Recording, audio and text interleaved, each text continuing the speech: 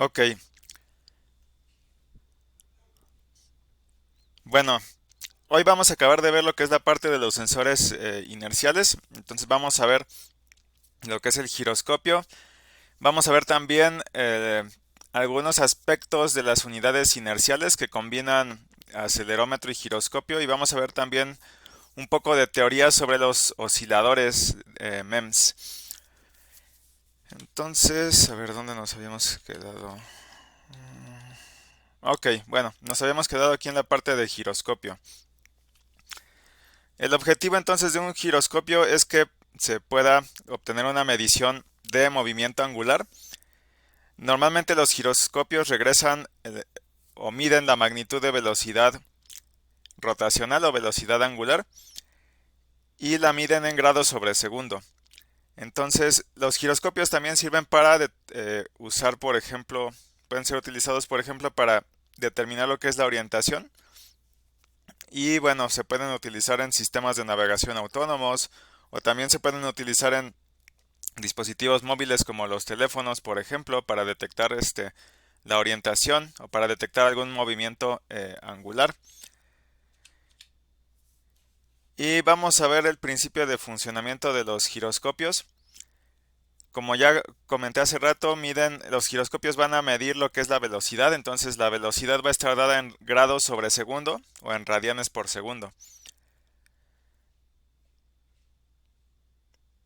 Entonces vamos a suponer, tenemos esta rueda en rotación, tenemos este eje de rotación en color rojo y este eje de rotación lo podemos definir como un eje Z.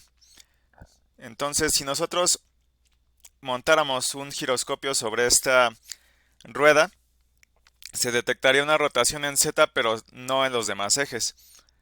Entonces, si la rueda diera una vuelta por segundo, una revolución por segundo, esa es la medición que va a devolver el giroscopio, 360 grados por segundo o una revolución por segundo. Los giroscopios también, al igual que los acelerómetros, los giroscopios nos lo podemos encontrar en presentación de tres ejes o de dos ejes o de un solo eje. Otra aplicación, por ejemplo, de los giroscopios es detectar cambios en la orientación de un avión.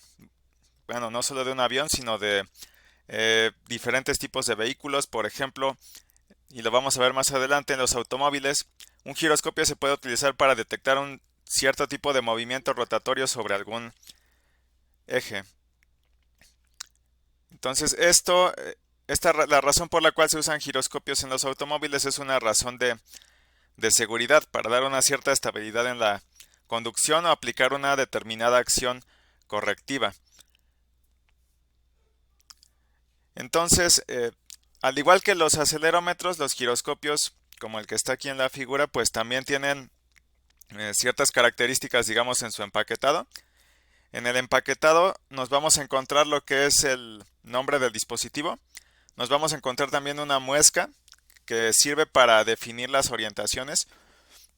Y aquí, por ejemplo, en este tipo de acelerómetro, el eje Z es un eje que sale digamos, del plano del empaquetado donde está la muesca. El eje X correspondería a un eje horizontal y el eje Y correspondería a un eje vertical.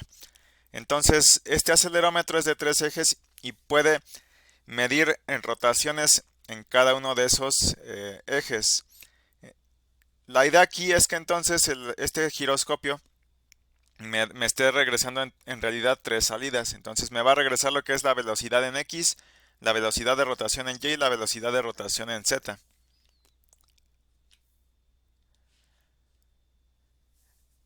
El principio de perdón, el principio de funcionamiento del giroscopio es el siguiente.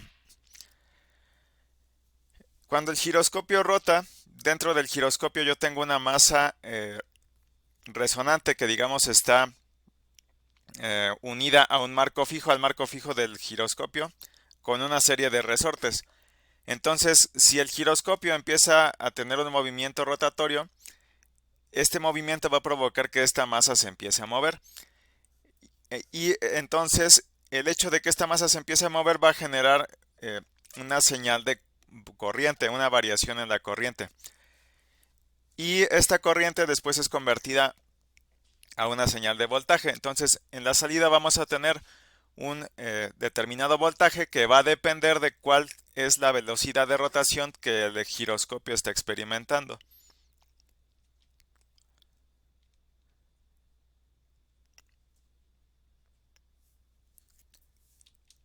Y bueno, al igual que en los acelerómetros, vamos a ver también algunos aspectos que tengo que tomar en cuenta para poder seleccionar el giroscopio adecuadamente. El primero, el primer aspecto que se debe considerar es el rango de medición que puede manejar el giroscopio, que digamos es la velocidad angular máxima que puede leer el sensor. Y de hecho aquí pueden ver, por ejemplo, este es el giroscopio con la electrónica correspondiente. Y aquí está sobre esta PCB donde estamos montado este giroscopio. A ver, ¿con qué color lo marcamos? Están las indicaciones de los ejes. Entonces, el eje que sale o que es perpendicular, digamos, al plano de la PCB sería el eje Z. Y hay un eje, aquí también está marcado el eje horizontal que sería X, este sería el eje Z. Entonces, si este giroscopio estuviera montado sobre esta moneda y esta moneda empieza a rotar, la única rotación que se debería detectar es esa rotación en Z. Otro aspecto que tengo que considerar es la sensibilidad, que la sensibilidad no es otra cosa más que los milivolts por cada unidad de velocidad que se tenga. ¿Qué quiere decir esto? ¿Cuál va a ser la salida, por ejemplo, en volts o en milivolts cuando se esté experimentando una velocidad de 1 grado sobre segundo? ¿Cómo trabaja esto? Por ejemplo, si un giroscopio tiene una sensibilidad de 30 milivolts por cada unidad de velocidad y yo en la medición estoy recibiendo una señal de 300 milivolts, eso quiere decir que entonces que se está experimentando una rotación a 10 grados sobre segundo. ¿Qué es lo que se hizo aquí? Se tomó esta salida, que es una salida en volts, y se dividió sobre esta sensibilidad. Y de esa manera se obtiene este dato de 10 grados por segundo.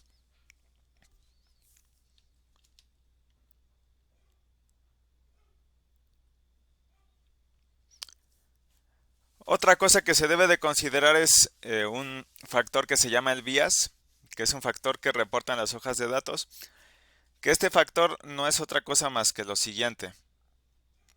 Este factor depende de las condiciones de operación. ¿A qué me refiero con esto?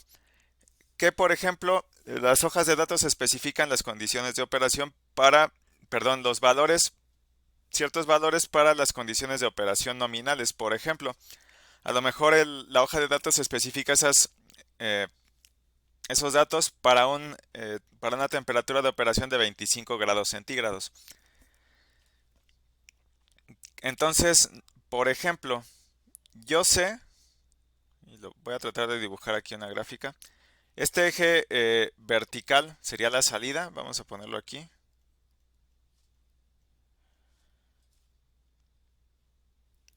Y este eje horizontal podría ser la temperatura.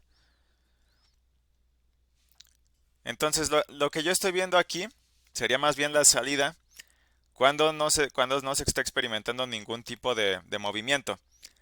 ¿Qué es lo que pasa aquí?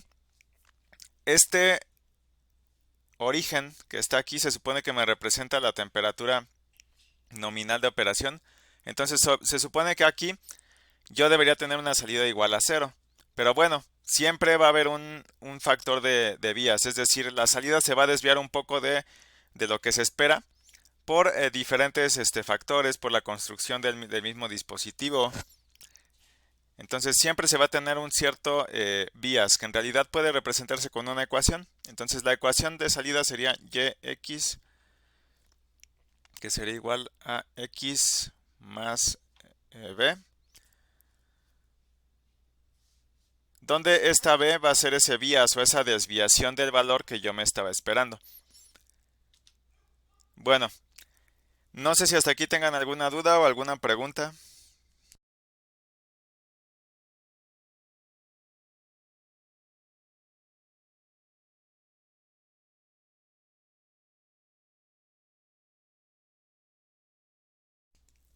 Ok. Bueno, vamos a hablar ahora de las unidades de medición inerciales. Pero antes, bueno, me gustaría pasarme para acá. Vamos a checar.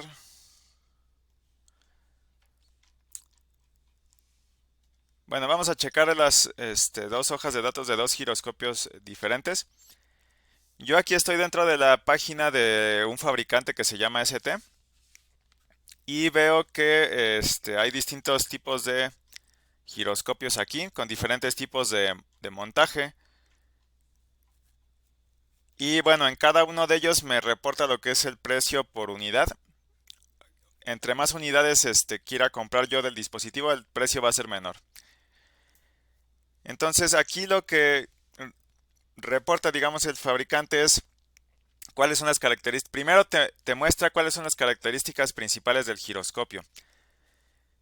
Entonces aquí dice que, lo voy a traducir, dice que es un giroscopio digital para aplicaciones automotrices, de telemática automotriz, de navegación, y que tiene un cierto nivel de calificación de acuerdo a un determinado estándar.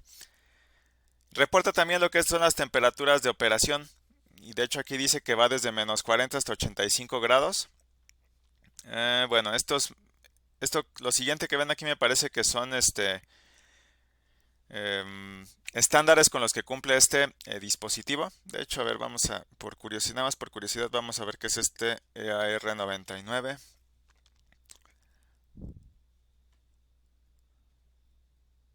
Ok, bueno, dice aquí que es un cumplimiento de normas de exportación. Y a ver, vamos a buscar qué es este NEC.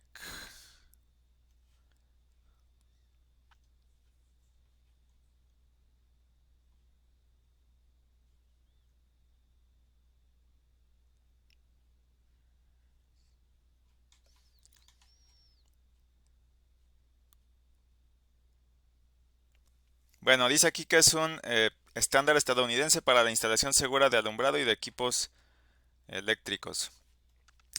Entonces, bueno, esto es simplemente el cumplimiento de ciertos estándares. El tipo de embalaje, que ya lo vimos, puede ser en bandeja o se te puede entregar también en una cinta, en un carrete. Entonces, en este caso, el fabricante cuando tú compras esto, lo puede poner en este embalaje o lo va a poner en este embalaje que es el de carrete. Y dice aquí que es un dispositivo de grado automotriz y te da el nombre del empaquetamiento. Es un empaquetamiento LGA. Entonces vamos a buscar este tipo de empaquetamiento.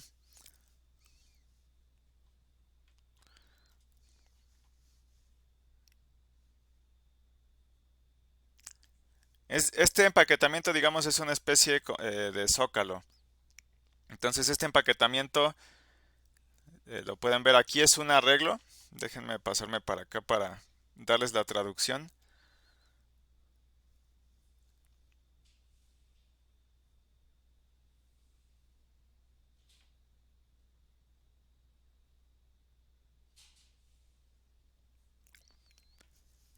Bueno, en realidad este tipo de arreglo dice aquí que es una matriz de contactos en rejilla. Así se llama. Y el contacto no se hace a través de pines o de esferas, sino que el contacto se hace a través de una matriz, un arreglo de filas y de columnas que está formado de superficies conductoras. Entonces, ok, bueno, déjenme cerrar esto de aquí. Y vamos a pasarnos para acá para la hoja de datos. A ver cuál corresponde a este. Ok. Vamos a cerrar esto. Bueno, de estos dispositivos que están aquí, este sería el más caro. Vamos a ver cuál es el más barato. A ver, creo que es este de aquí. Este de aquí es un acelerómetro de dos ejes y dice aquí que la aplicación es para gaming y para estabilización de imagen óptica. Cumple con estos estándares. el empaquetado es el de carrete, y dice aquí que es de grado industrial. Y el empaquetamiento dice aquí que es WFLGA, que bueno, es una variación de este empaquetamiento que está por acá arriba. Ok.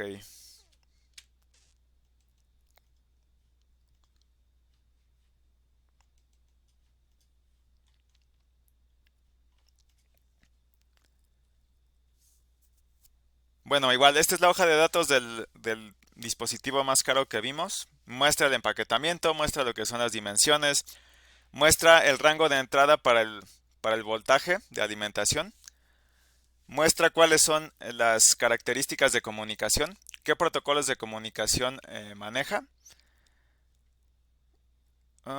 Dice aquí que la escala es de más o menos 245 dps. Me parece que este dps es degrees per second, que podría traducirse como grados por segundo. A ver, déjenme confirmarlo aquí.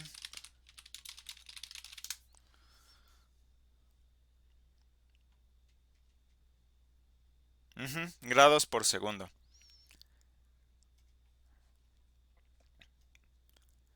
Bueno, muestra también lo que es las características digitales de las señales. La señal de salida dice aquí que es de 16 bits.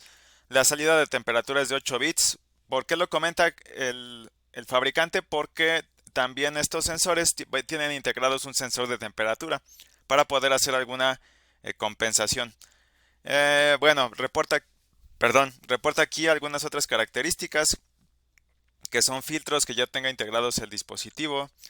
Dice aquí que es compatible con alimentación de bajo voltaje de 1.8 volts. Tiene diferentes modos de alimentación para mandarlo al modo sleep. Tiene integrado un sensor de temperatura, dice aquí. Tiene integrada una FIFO, que es una especie de memoria, la temperatura de operación, los estándares con los que cumple el dispositivo en cuanto a empaquetamiento y estándares ambientales. Y aquí viene una serie de aplicaciones en las cuales se usa este dispositivo. Y bueno, aquí muestra dos tipos de dispositivo con dos códigos diferentes. Y lo que muestra aquí entonces es los rangos de temperatura para ambos dispositivos, y muestra también el tipo de empaquetamiento. Entonces, de hecho, si se fijan, los números o los códigos son casi iguales. Lo único que se diferencia son las tres últimas letras. Y de hecho, el que nosotros estábamos viendo en la página del fabricante es el segundo, porque es del tipo, el empaquetamiento o el embalaje en el que te lo da el fabricante es del tipo tape and reel, que es el carrete. Ok, bueno, vamos a ver qué más podemos checar aquí en esta hoja de datos. Diagramas de bloques de la parte digital. Que bueno, de hecho aquí pueden ver lo que es el sensor de temperatura. A ver, vamos a hacerlo un poco más grande.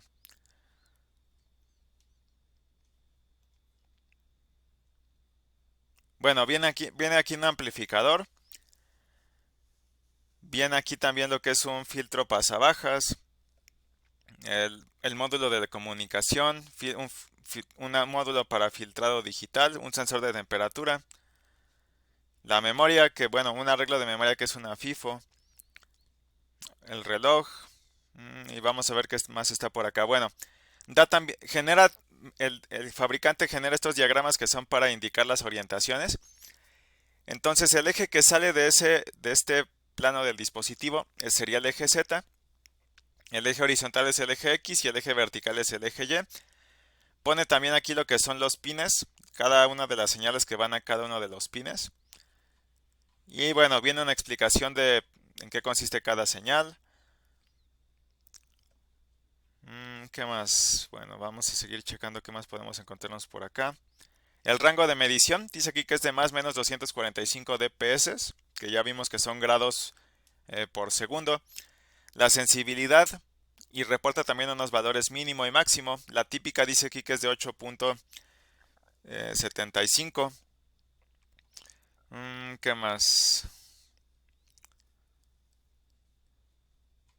Bueno, la temperatura de operación, características eléctricas, cuál es el voltaje mínimo y el máximo, y el típico, dice aquí que es de 3 volts. Características de temperatura del sensor, los tiempos para las señales y vamos a ver qué más los podemos encontrar por acá.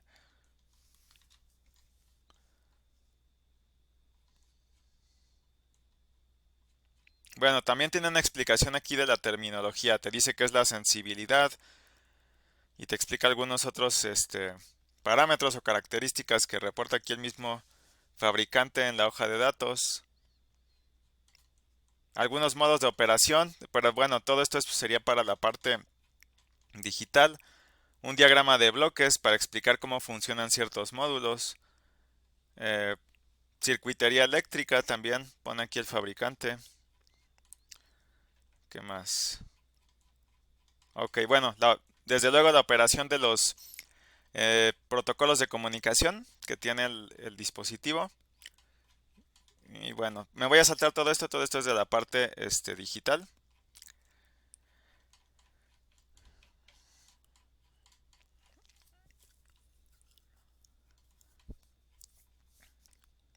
Y bueno, la información, bien, trae también aquí la información para el empaquetamiento, trae algunos diagramas de la parte mecánica, distancias entre pines, dimensiones totales y cosas por el estilo, espaciamiento entre los pines, etcétera. Ok, bueno, esta corresponde entonces al sensor más caro que nos encontrábamos por acá. Y esta corresponde al más barato que teníamos ahí en la página del fabricante. Igual aquí muestra las dimensiones, las características principales. Dice aquí que es un acelerómetro ultracompacto, perdón, giroscopio ultracompacto de 2 ejes para estabilización de imagen óptica. Los rangos que maneja son más o menos 100 grados por segundo y más o menos 200 grados por segundo. Y el voltaje de alimentación va desde 1.71 hasta 3.6. Este giroscopio solo tiene un protocolo de comunicación que es el SPI, sensor de temperatura integrado, bueno, dice que tiene un módulo para autoprueba integrado también, los filtros que maneja y los estándares de medioambientales con los que cumple el dispositivo. Igual muestra aquí los dos tipos de embalaje en los que te puede dar el fabricante el dispositivo. Y vamos a ver para acá. Muestra aquí un diagrama de bloques de la parte digital. Los pines, qué es cada pin, cómo trabaja el sensor de temperatura. Bueno, desde el punto de vista digital, cómo es la señal de temperatura que te regresa el dispositivo. Los rangos de medición, más menos 100 y más menos 200. La sensibilidad para cada uno de los diferentes rangos que se manejan aquí. Características eléctricas, y si se fijan aquí dice que estas características eléctricas se considera que la típica es de para una alimentación de 2.4 a una temperatura de 25 grados centígrados, a menos que en algún dato se indique que es lo contrario. Características de temperatura. Y bueno, esto ya es para la parte digital, la parte de comunicación. Vamos a ver qué más está por acá.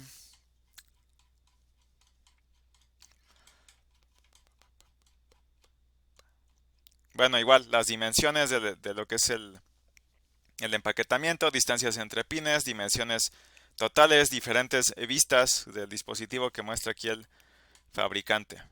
Bueno, entonces vámonos de regreso para acá. Bueno, no sé si hasta acá tengan alguna duda o alguna pregunta.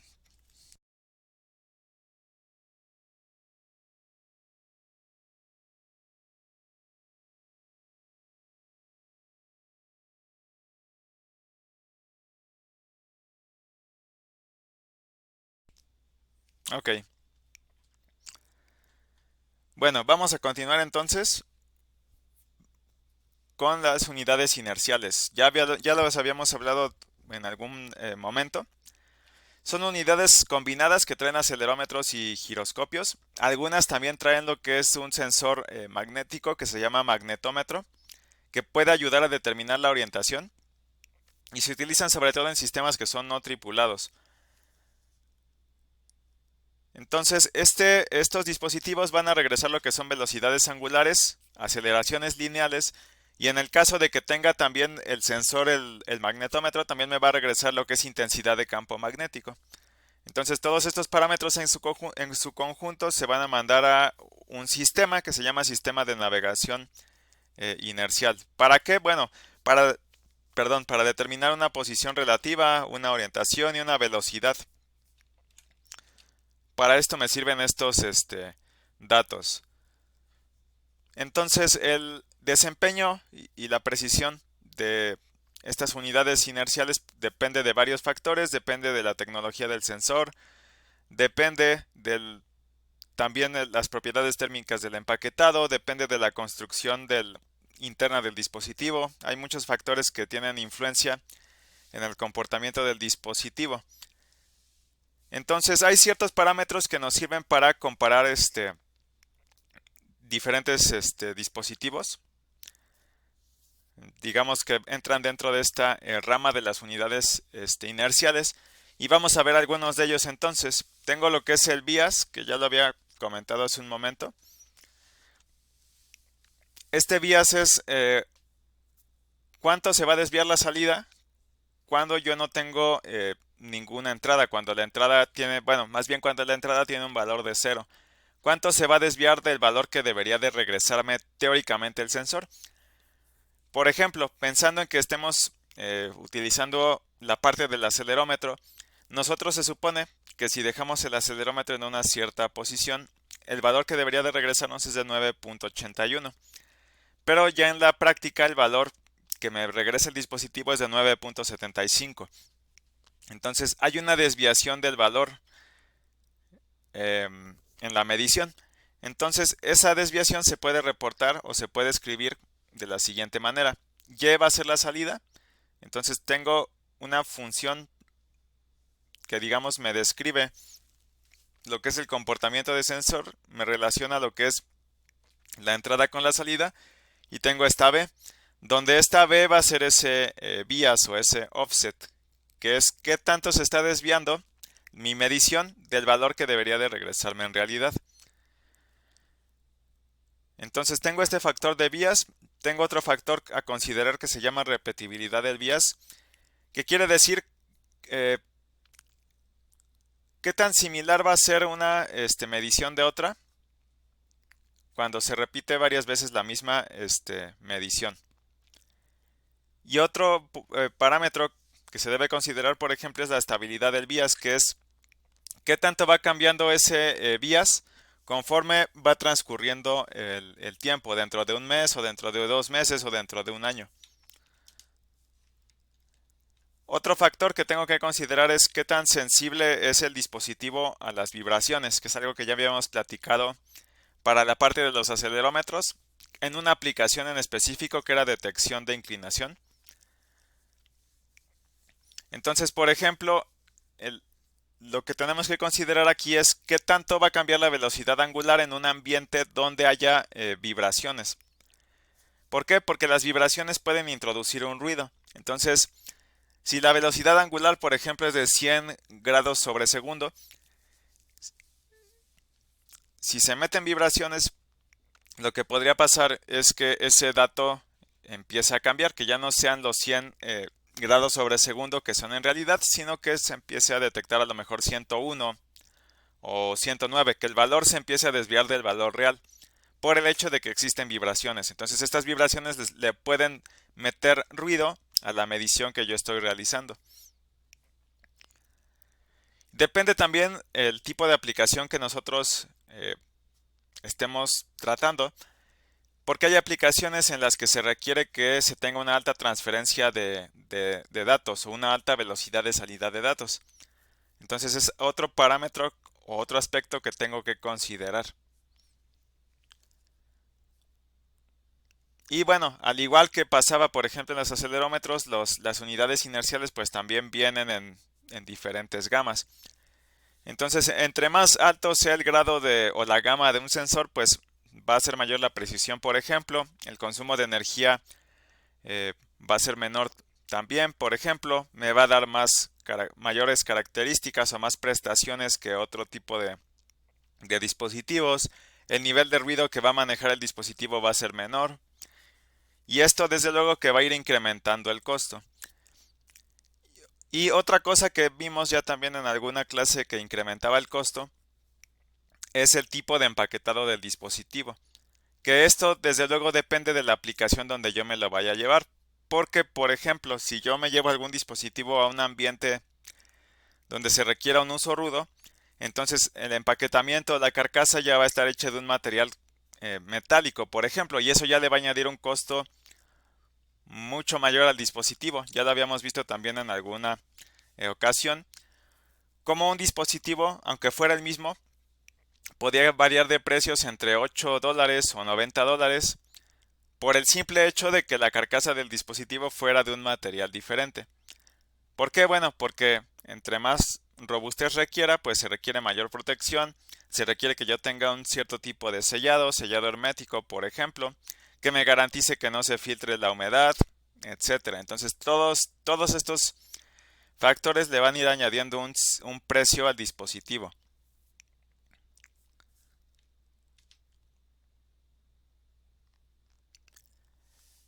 Entonces, hay diferentes gamas, como comenté hace un momento. Están los IMUs de grado industrial y están los de grado táctico. Los de grado industrial tienen una precisión menor, por ejemplo, que los de grado táctico. Y los de grado industrial están por arriba de los de grado consumidor, por ejemplo. ¿Por qué? Porque estos dispositivos de grado industrial van a darme otras características que no me dan esos dispositivos de con propósito general o de nivel grado consumidor. ¿Por qué? Porque van a tener un mejor desempeño, van a tener más confiabilidad, van a tener también un menor nivel de ruido, me van a dar un poco más de prestaciones, etcétera.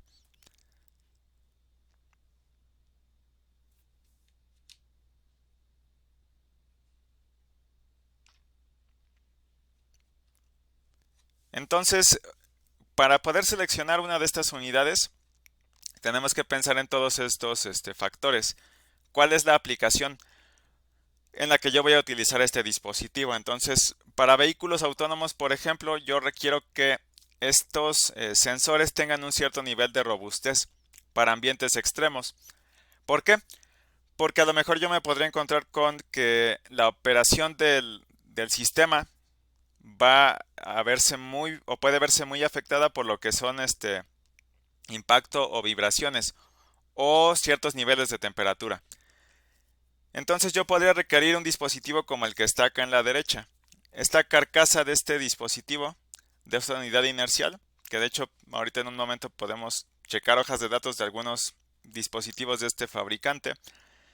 Esta carcasa, por ejemplo, está hecha de aluminio anodizado y cumple este dispositivo en particular con un cierto estándar de protección. Entonces también hay grados de protección.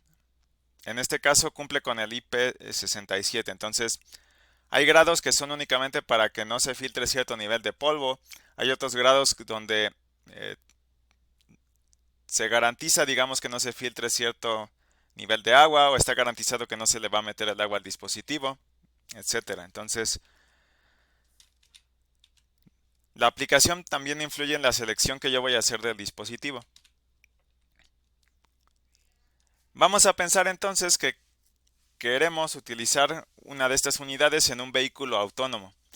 Entonces vamos a hacer una lista de una serie de aspectos que tendríamos que considerar al momento de seleccionar una unidad inercial. El primero de ellos es en qué tipo de vehículo voy a utilizar este sensor, qué nivel de precisión requiere en la medición.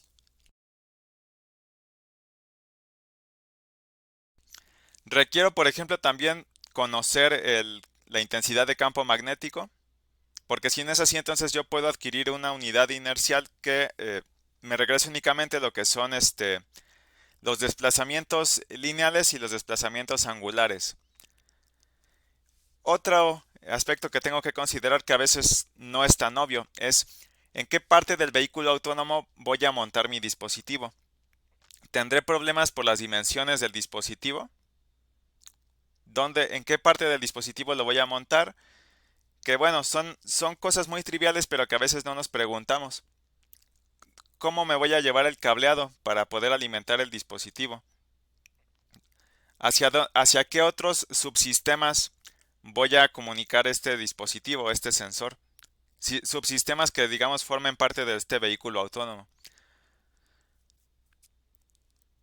¿Cuáles son los requerimientos de alimentación? Todos esos factores son los que tengo que considerar cuando selecciono uno de estos dispositivos.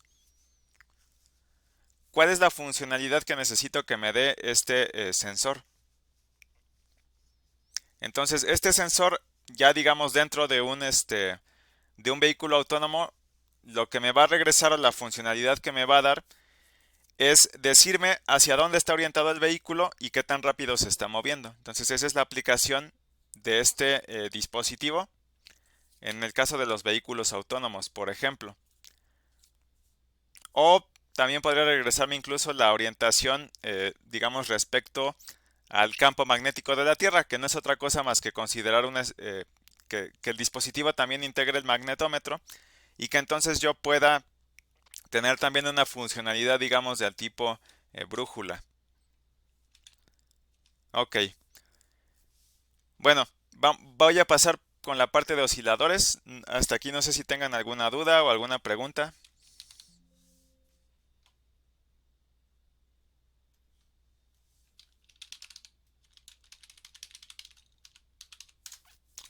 No, todo bien.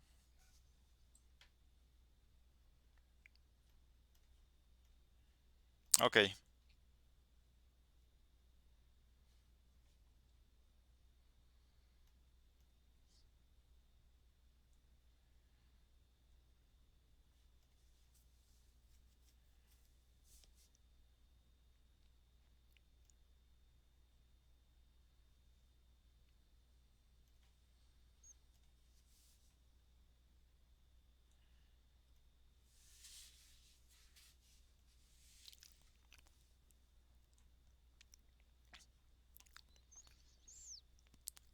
Bueno, yo aquí me metí a la página de este fabricante que es Analog Devices. A ver, voy a ver qué prestaciones me da esta tablita. Bueno, me muestra aquí 43 partes que son unidades inerciales. Aquí yo puedo configurar el número de grados de libertad que me regresan estos dispositivos. Incluso se supone que me debería de dejar ordenarlos. A ver, vamos a... ¿Cómo será posible ordenarlos? Ok. Bueno, se puede ordenar desde el que tiene mayor grados de libertad hasta el que tiene menos grados de libertad. A ver, vamos a ver este dispositivo. Dice que es de grado táctico, 10 grados de libertad, sensor inercial. Vamos a ver la hoja de datos.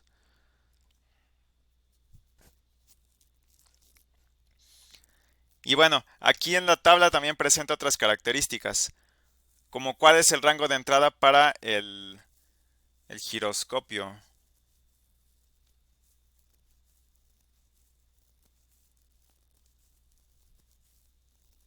A ver, ahorita vamos a ver la hoja de datos.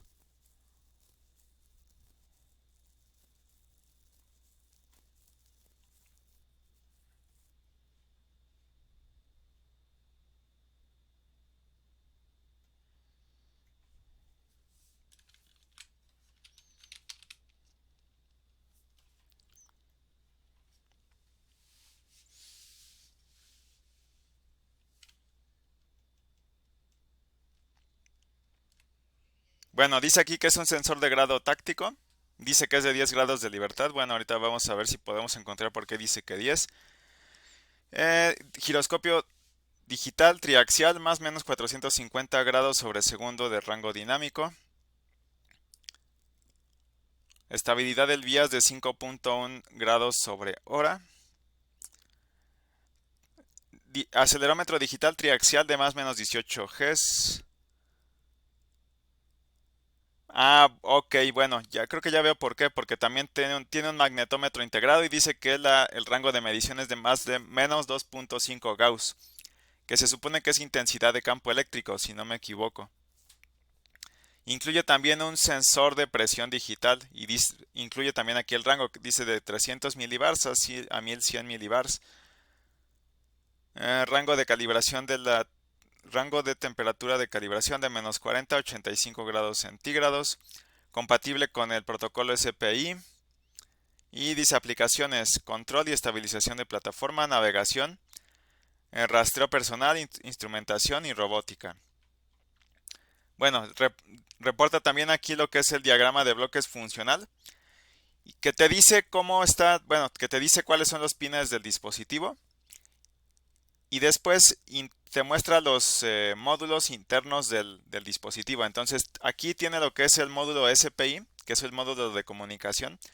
Entonces estas cuatro señales de la parte de la derecha sirven única y exclusivamente para esta parte de comunicación. Dice, trae aquí filtros y calibración, controlador, y muestra también lo que son los dispositivos de manera individual, que es el giroscopio triaxial, el acelerómetro triaxial y el magnetómetro triaxial, dice aquí, y el sensor de temperatura y el sensor de presión también. Señales de entrada y de salidas, que son todas estas señales que están por acá arriba. Y lo que es la administración de la alimentación, que muestra aquí que va conectado a los pines de la alimentación de entrada y de tierra. Entonces vamos a ver qué más nos podemos encontrar por acá.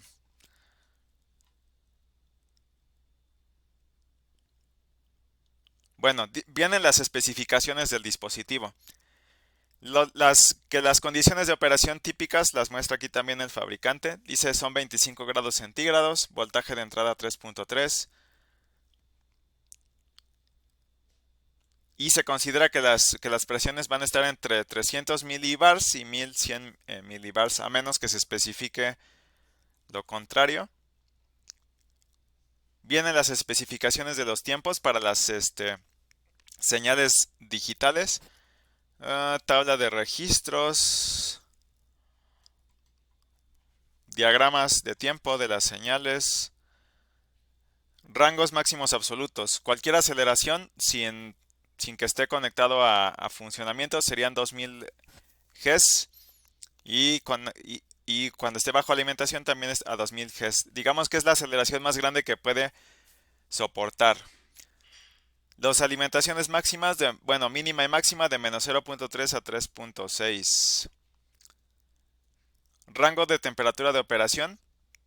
Bueno, hay dos dispositivos que están, digamos, en esta categoría o en este modelo. Hay dos variaciones del modelo, dice aquí. Y uno va de menos 40 a 105 y el otro va de menos 55 a 105 grados centígrados. Bueno, muestra aquí también el tipo de empaquetamiento.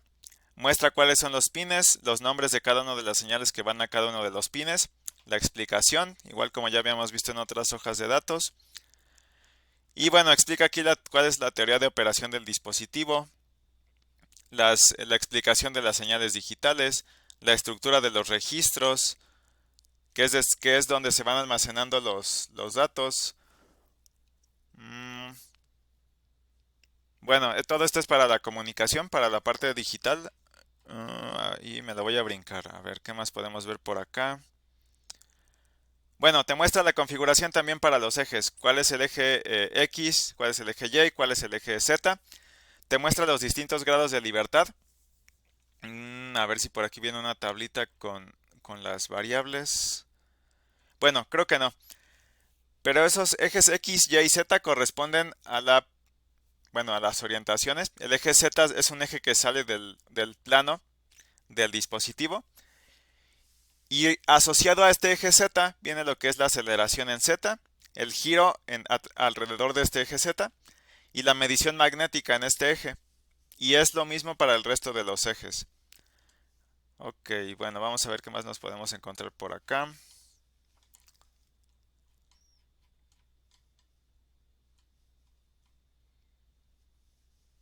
Bueno, explica también un poco cómo se hace el procesamiento de ciertas señales.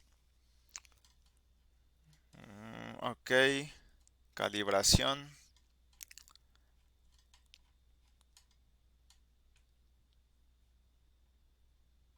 Bueno, algunas características extra que están aquí en este dispositivo que el fabricante provee.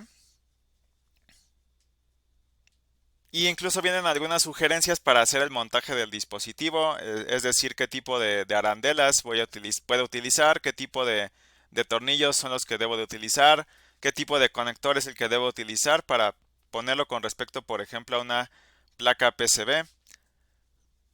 Bueno, y lo de siempre vienen las dimensiones de los pads, la separación entre cada uno de estos, las dimensiones totales, etcétera, las dimensiones de la carcasa también. Y bueno, esto es todo lo que viene aquí en este dispositivo. A ver, vamos a checar algún otro. Bueno, aquí el fabricante me deja ordenar estas 43 partes con todos estos parámetros. Incluso si yo no requiero de esta, por ejemplo, la puedo ocultar. Rango de aceleración también, 18 Gs, 10 Gs. A ver, vamos a ver. El que tiene un mayor rango dice aquí que es de 40. A ver, ¿qué más? Los rangos de temperatura y el precio. Entonces, a ver, vamos a ver cuál es el que tiene el precio más alto.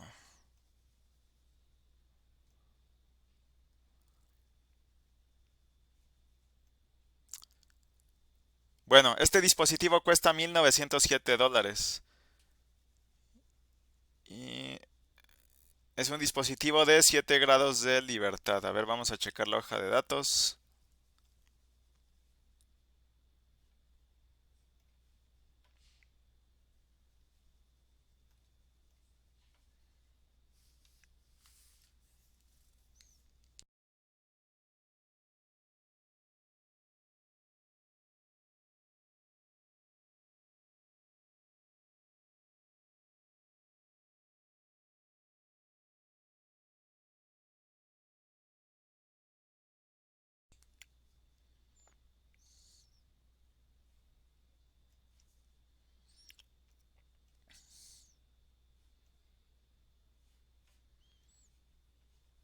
Ok. Bueno, dice aquí que es un dispositivo de 7 grados de libertad, rango de medición de más o menos 450 grados por segundo, grados sobre segundo, triaxial, acelerómetro digital triaxial, rango de más o menos 18 Gs, barómetro, que es un sensor de presión desde 300 milibars hasta 1100 milibars, temperaturas de operación desde menos 40 hasta 85 grados centígrados, algunas características en cuanto a la parte digital, el rango de voltaje de operación para la alimentación, la supervivencia del dispositivo, dice aquí que es, al igual que el otro, pues es de 2000 Gs. Y vamos a ver, bueno, vamos a ver qué más incluye aquí la hoja de datos. Igual las especificaciones, las condiciones típicas de operación, 25 grados centígrados, 3.3 volts de alimentación.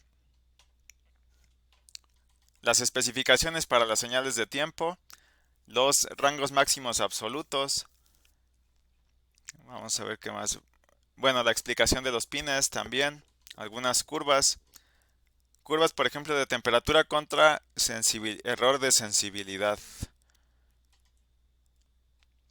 Teoría de operación, explicación de los pines, diagramas de operación básicos con los módulos que incluye el sensor. Bueno, todo esto es de la parte digital, diagramas de tiempo. Orientación, entonces aquí te muestra que, bueno, no sé por qué especifica que son 7 grados de libertad. A lo mejor por aquí trae un grado de libertad que no pude ver. Pero bueno, aquí dice que son tres ejes. Sobre cada eje tengo dos mediciones. Una va a ser la de la aceleración lineal en cada uno de los ejes y la otra va a ser la de la velocidad angular también en cada uno de los ejes. Bueno, esta es de la parte digital.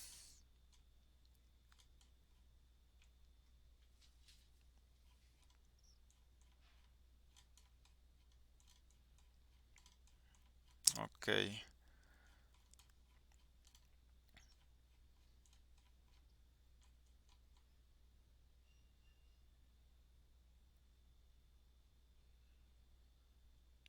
bueno, explica algunas características especiales que tiene el dispositivo también. Dice aquí que incluye también un cierto tipo de compensación para que, digamos, la aceleración de la gravedad no afecte a la medición angular o afecte lo menos posible. Vamos a ver qué más podemos encontrarnos por acá.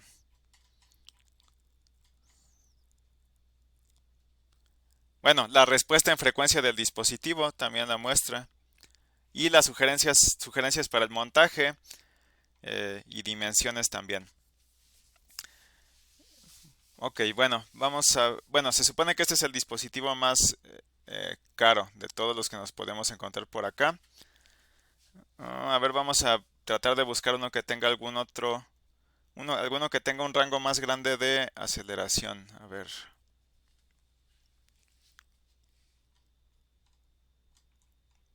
Me parece que había uno que era de 40 Gs.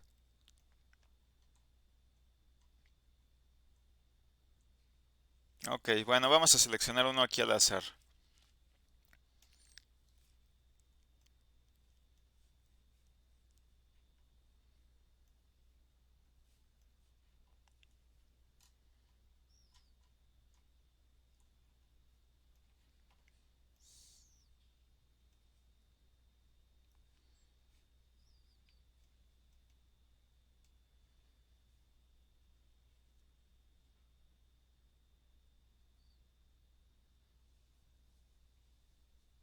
Ok, bueno, este dice aquí que es un giroscopio digital triaxial y te muestra todos los rangos de medición. Y de hecho aquí el rango, por ejemplo, si se fijan, es mucho más grande en la parte giroscopio que en los otros dos. Dice aquí que es de más o menos 2000 grados sobre segundo. También tiene un acelerómetro triaxial digital, más o menos 392 metros sobre segundo cuadrado.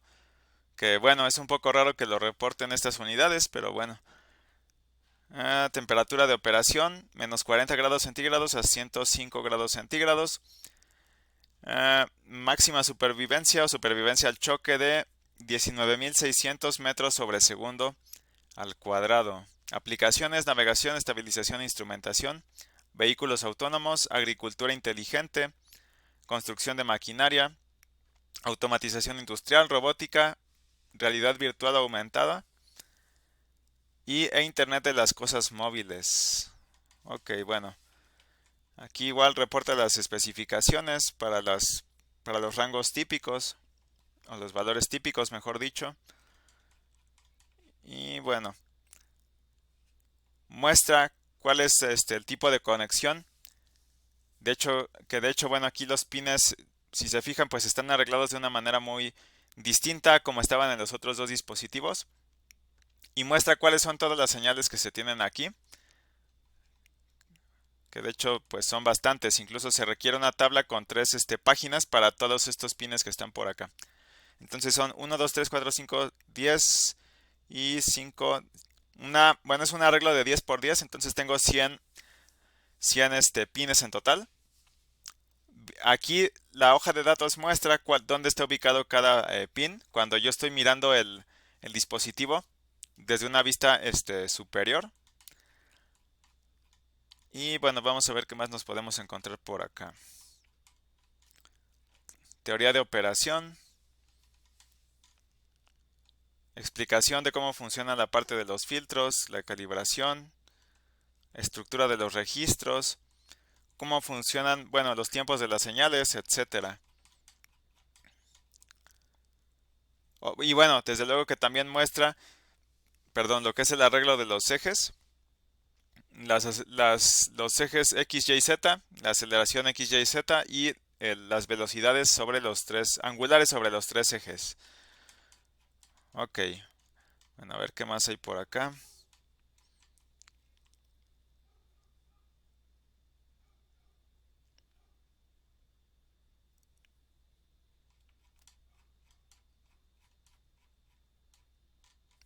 Respuesta en frecuencia también la muestra por aquí.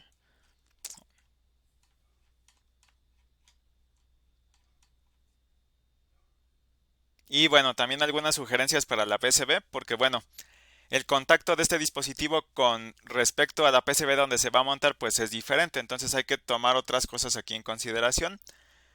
Muestra cuál es el espaciamiento entre cada uno de los pines, dice aquí que es de 1.27 milímetros y de hecho dice aquí que todas las dimensiones están en milímetros.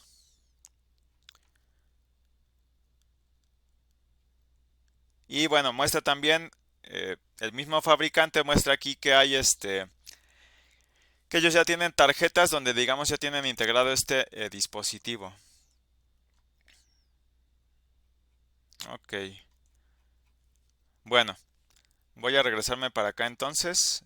Y vamos a cerrar entonces esta sesión con esta parte de osciladores MEMS. Entonces, la idea detrás de un oscilador es poder tener una señal de reloj o producir una salida que tenga una determinada frecuencia. Entonces, esta salida está en forma de pulsos de tiempo y nos interesa tener este tipo de señales precisamente para cumplir con ciertos protocolos de comunicación digitales y para tener una base de tiempo para contar, básicamente para esto, para poder sincronizar distintos eventos, etcétera. Entonces vamos a ver a continuación cómo cómo se generaban antiguamente los osciladores y cómo se trabajan de manera actual.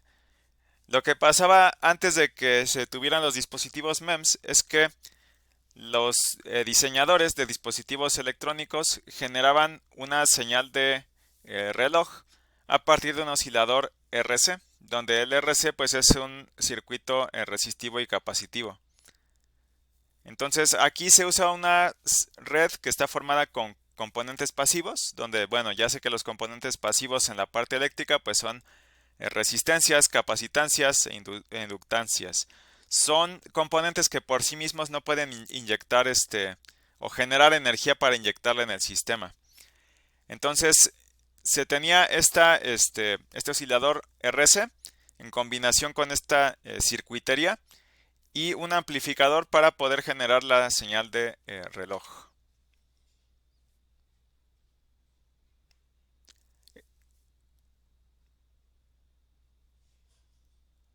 Bueno, se tienen lo que son, por ejemplo, dentro también de la parte de osciladores tradicionales, existen también osciladores de silicio, donde todos los componentes están integrados en un solo chip.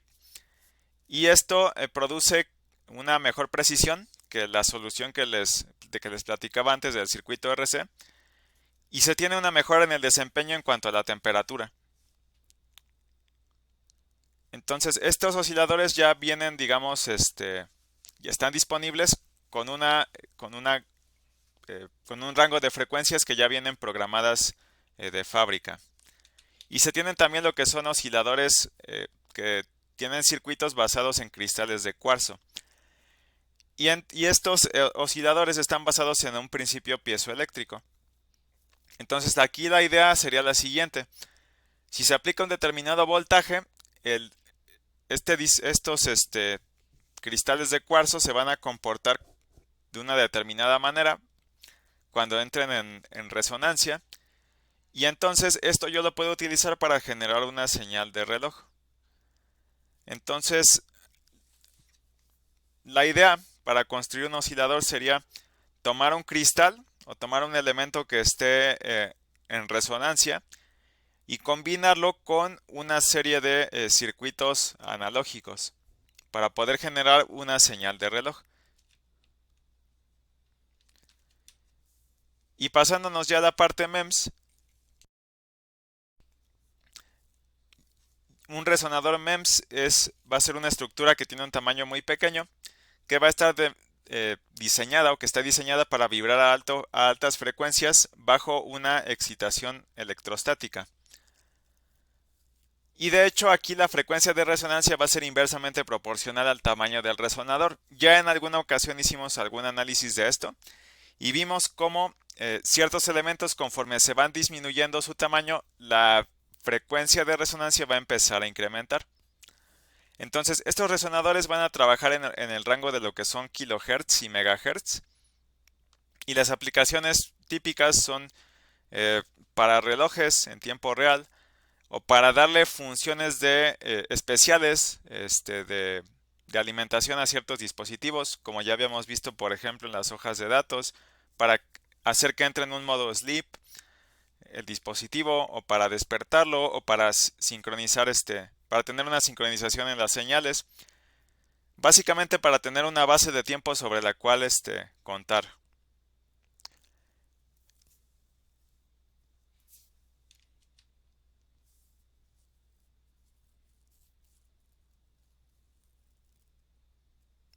Entonces, los osciladores MEMS, digamos que están compuestos de dos sistemas principales.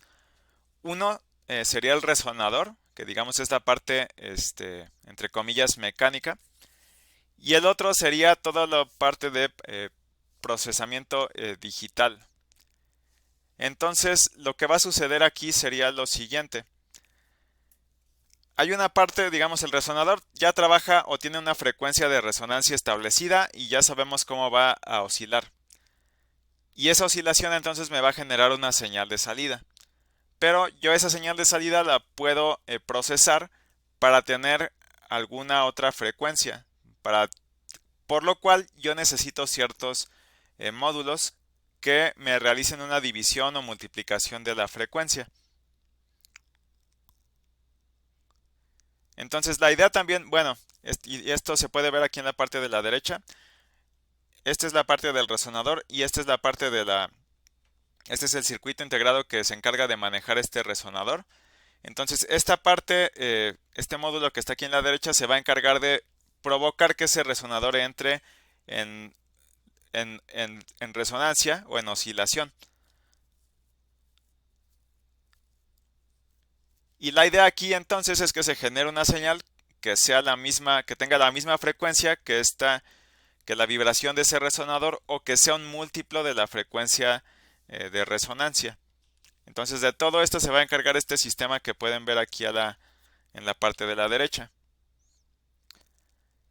Y bueno, hablando ya en cuanto a precisión, actualmente ya se ha logrado que se tenga una estabilidad tan baja de más o menos 5 partes por millón. Entonces esas partes por millón es, por ejemplo, tomar una frecuencia de operación, dividirla entre 1.000.000 y después sumarle más o menos 5 partes. Más o menos 5 partes por millón. Entonces esa ya es la precisión que se ha alcanzado actualmente con estos dispositivos. Bueno, entonces hasta aquí llegaríamos por la sesión del día de hoy. No sé si queda alguna duda o pregunta final.